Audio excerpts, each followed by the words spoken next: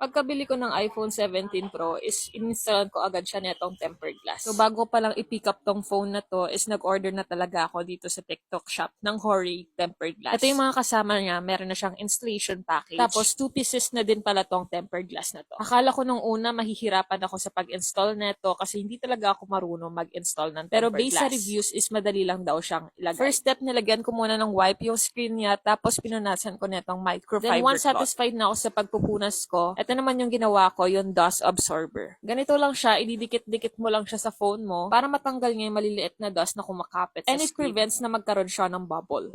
So ilalagay na natin tong tempered glass. Dapat pababa yung lagay mo tapos itatama mo lang yung lagayan niya doon sa mismong case. Then ipupull down mo lang yung sticker niya dyan.